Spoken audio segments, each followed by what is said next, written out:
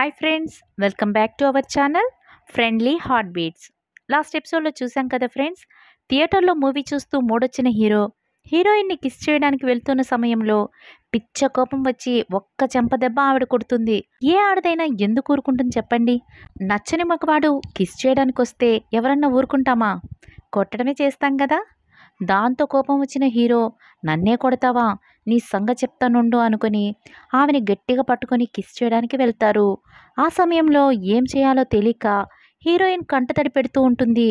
ఆమె కంట్లో నుండి జారిన కన్నీటి బొట్టును చూసి అతని గుండె కరిగిపోతుంది. దాంతో ఆ అమ్మాయిని ఆ చైర్ నుండి రిలీజ్ చేసి ఇక నుండి వెళ్ళిపో అని చెప్తారు. అందుకామె, నేను నీకు ముందే చెప్పాను, నేను ఆల్రెడీ ఎంగేజ్మెంట్ జరిగిన అమ్మాయిని, తొందరలో పెళ్లి కూడా జరగబోతుంది, నువ్వు నన్ను ఇలా ఇబ్బంది పెట్టడం మానుకో అని చెప్పి అక్కడి నుండి వెళ్ళిపోతారు. అప్పుడు హీరో తన అసిస్టెంట్స్తో ఈ అమ్మాయి వెడ్డింగ్ ఏ డేట్లో జరుగుతుందో కనుక్కోమని చెప్తారు. ఆ నెక్స్ట్ సీన్లో హీరోయిన్ వాళ్ళ బాయ్ ఫ్రెండ్ జాక్సన్ తన వెడ్డింగ్ డేకి రెడీ అయిపోతూ ఉంటారు. ఆ టైంలోనే అతని గర్ల్ ఫ్రెండ్ అక్కడికి వస్తుంది. నువ్వు నన్ను మాత్రమే ప్రేమిస్తున్నానని చెప్పి ఇలా వేరే అమ్మాయితో ఎలా పెళ్లికి రెడీ అయిపోతున్నావు అని గట్టిగా మాట్లాడి అతనితో గొడవ పడుతూ ఉంటుంది. అప్పుడు అతను, నేను నిన్ను మాత్రమే ప్రేమిస్తున్నాను, ఇక్కడ జరిగేదంతా నాటకం, నువ్వు మాత్రం నో చెప్పావంటే ఆ వెడ్డింగ్ హాల్కి వెళ్ళడమే మానేస్తాను అని ఆమెని తన మాటలతో బుట్టలో వేసుకుని ఆమెతో రొమాన్స్ చేయడం మొదలు పెడతాడు. అప్పుడే ఆ అమ్మాయి తన మనసులో, హే బ్యాత్ని, నువ్వు నా బాయ్ ఫ్రెండ్ మీద కన్నేస్తావా, నీ పని చెప్తానుండే అని అనుకుంటూ ఉంటుంది. మరోవైపు అక్కడికి మన హీరో రాని వచ్చేస్తారు. దాంతో అక్కడున్న అమ్మాయిలందరూ, ఎంత హ్యాండ్సమ్ అబ్బాయి, ఎంత హాట్గా ఉన్నాడు అనుకుంటూ ఉంటారు. అతను రావడం నేరుగా హీరోయిన్ దగ్గరికి వెళ్తారు. ఆమె చేతిలో ఉన్న రింగ్ని తీసి కింద పడేస్తారు. ఆవిడ్ని తనతో పాటు తీసుకెళ్లాలనుకుంటుంటారు. ఆవిడ మాత్రం ససేమిరా రాను అంటుంటుంది. అప్పుడే అక్కడున్న ఆడవాళ్ళందరూ, ఇంత హ్యాండ్సమ్ గై వచ్చి పిలుస్తుంటే వెళ్ళనంటుంది, దీనికి ఏమైనా తింగరతనం ఉందా అని అనుకుంటూ ఉంటారు. దాంతో ఓపిక నశించిన హీరో తన జోబులోంచి గన్ తీసి అక్కడే ఉన్న చర్చ్ ఫాదర్కి గురిపెట్టి, నువ్వు నన్ను పెళ్లి చేసుకుంటావా లేదా అని ఆవిడతో అంటారు. హీరోయిన్, నేను నిన్ను పెళ్లి చేసుకోను, అయితే ఏంటి అని అంటూ ఉన్న అతను అలానే భయపెట్టిస్తూ ఉంటారు. ఆ సమయంలోనే హీరోయిన్ గన్ని తన నెత్తికి గురిపెట్టించి, కమాన్ నన్ను షూట్ చేయండి అని హీరోతో అంటుంది. ఆ మాటకి ఏం జవాబు ఇవ్వాలో తెలియని హీరో నిట్టూర్పు విడిచి గన్ వదిలేయాలని అనుకుంటూ ఉంటారు. ఆ సమయంలోనే ఆ గన్ని ఆవిడ లాక్కుని హీరోయిన్ గురిపెట్టి, వెంటనే నీ మనుషులతో పాటు ఇక్కడి నుండి బయటకు వెళ్ళు అని అంటారు. దాంతో ఏం చేయలేక హీరో బయటకు వెళ్ళిపోతారు. ఆ తర్వాత ఆమె ఊపిరి తీసుకుని కూర్చుంటుంది. వెంటనే జాక్సన్కి కాల్ చేస్తుంది. అతనికి ఎంగేజ్ వస్తుంది. ఇంతలో అక్కడికి జాక్సన్ వాళ్ళ గర్ల్ ఫ్రెండ్ తన మనుషులతో అక్కడికి ఎంట్రీ ఇస్తుంది. హీరోయిన్ని వెడ్డింగ్ డ్రెస్లో చూసిన ఆవిడ, ఏంటి ఇక్కడ ఒక్క మనిషి కూడా లేడు, పెళ్లి కొడుకు మిస్ అయ్యాడని మాత్రం నాతో చెప్పకు అని గర్వంగా మాట్లాడడం మొదలు పెడుతుంది. అప్పుడు హీరోయిన్, మీరు జాక్సన్ వాళ్ళ బాస్ కూతురే కదా అని అంటుంది. అందుకు ఆవిడ, నేను జాక్సన్ వాళ్ళ బాస్ కూతుర్నా, నేను అతనికి గర్ల్ ఫ్రెండ్ని అంటుంది. హీరోయిన్ వెంటనే జాక్సన్కి కాల్ కలపడానికి ట్రై చేస్తుంది. అతను ఆవిడ కాల్స్ని లిఫ్ట్ చేయడు.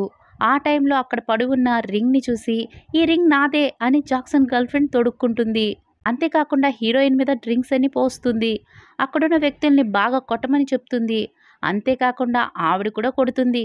రక్తం కారుతున్న ఆవిడ స్పృహ కోల్పోయే సమయానికి అక్కడికి మన హీరో మళ్ళీ ఎంట్రీ ఇస్తారు. హీరోయిన్ని ఆ పరిస్థితిలో ఆయన చూడగానే రక్తం మరిగిపోయి వెంటనే ఆమె దగ్గరికి వెళ్ళి తన్ని దగ్గరకు తీసుకుంటారు. తన కోట్ని ఆమెకి కప్పి, ఎంత ధైర్యం ఉంటే నా పిల్ల మీద చేవేస్తావని ఆవిడకి బుద్ధి చెప్పి అక్కడి నుండి హీరోయిన్ని బయటకు తీసుకొస్తారు. కారులో కూర్చోగానే ఆవిడ అతనికి థ్యాంక్స్ చెప్తుంది. ఆమె డ్రెస్ అంతా ఖరాబ్ అవ్వడం చూసి మంచి డ్రెస్ని తీసివ్వాలని ఒక పెద్ద మాల్కి తీసుకెళ్తారు. ఒక సూట్ కేసు నిండా డబ్బుల్ని ఓపెన్ చేసి వాళ్ళందరి ముందర ఉంచి అక్కడ ఉన్న వెరైటీ డ్రెస్సులన్నీ హీరోయిన్కి తీసుకురమ్మని చెప్తారు. దాంతో హీరోయిన్ వెరైటీ డ్రెస్సులు వేసుకుని వచ్చి హీరో ముందు ఫ్యాషన్ షో చూపిస్తారు. అప్పుడే ఒక అద్భుతమైన డ్రెస్లో ఆమె కనిపించగానే అతని కళ్ళు జిగేలుమంటాయి. ఒక్క నిమిషం కూడా ఆలస్యం చేయకుండా వెంటనే ఆమె దగ్గరికి వచ్చి నిలబడగానే ఆవిడ మళ్ళీ అతనికి థ్యాంక్స్ చెప్తుంది. హీరో ఆవిడకి కిస్ చేసేస్తారు. కాంపన్సేషన్గా ఇదే నాకు దొరికింది అని అనేస్తారు. దాంతో ఆవిడ కోపం వచ్చి, నేను మీకు ముందే చెప్పాను, మీరంటే నాకు ఇష్టమే లేదు, నాకు దూరంగా ఉండండి, నేను ఒప్పుకుంటాను, మీరు నాకు చాలాసార్లు సాయం చేశారు, అందుకని ఇలా బిహేవ్ చేస్తారా అని అంటుంటేనే హీరో, ఇంకా కాసేపు వెయిట్ చేయి, నీకోసం ఇంకొక గిఫ్ట్ వస్తుంది అని అంటారు. ఆ గిఫ్ట్ ఎవరో కాదు, ఆవిడ బాయ్ ఫ్రెండ్ జాక్సనే. హీరో ఆ టైంలో హీరోయిన్‌కి నీకు 10 నిమిషాలు టైం ఇస్తున్నాను. అంతవరకు నేను బయట వెయిట్ చేస్తాను.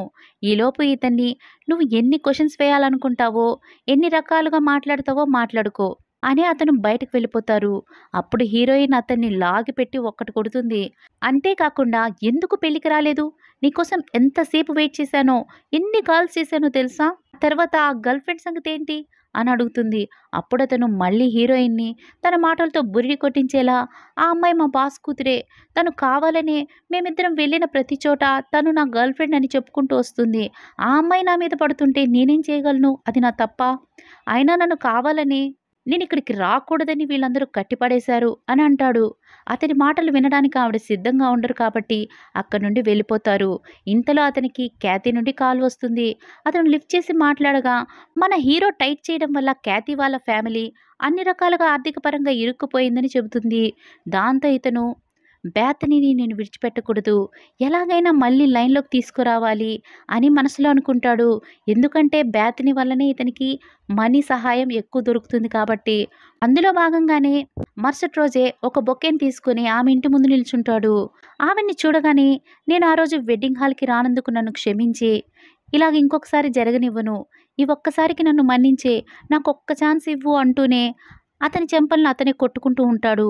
దాంతో ఆవిడ సరే అయితే నీకు ఇంకొక ఛాన్స్ ఇస్తున్నాను. మళ్ళీ ఇది రిపీట్ అయిందంటే నేను ఒప్పుకోను అని అతనికి మరొక ఛాన్స్ ఇస్తుంది. ఆ తర్వాత వాళ్ళిద్దరూ కలిసి హ్యాపీగా తిరుగుదామని బయటకు వెళ్తారు. ఆ టైంలోనే ఒకతను హీరోయిన్‌తో చాలా ఓవర్‌గా బిహేవ్ చేస్తూ ఉంటాడు. బాయ్ ఫ్రెండ్‌గా ఉండి ఇతను దూరం దూరంగా ఉండి వదిలేయండి, వదిలేయండి అంటూ ఉంటాడు. అప్పుడే ఆవిడకి ఒక విషయం అర్థమవుతుంది. మనం ప్రేమించే అతను ఇంత పిరికివాడా? మనకొక కష్టం అంటే మనల్ని కాపాడడానికి ముందుకు రాడా? అని అనుకుంటూ ఉంటుంది. ఆ టైంలోనే మన హీరో కూడా అక్కడే ఉంటారు.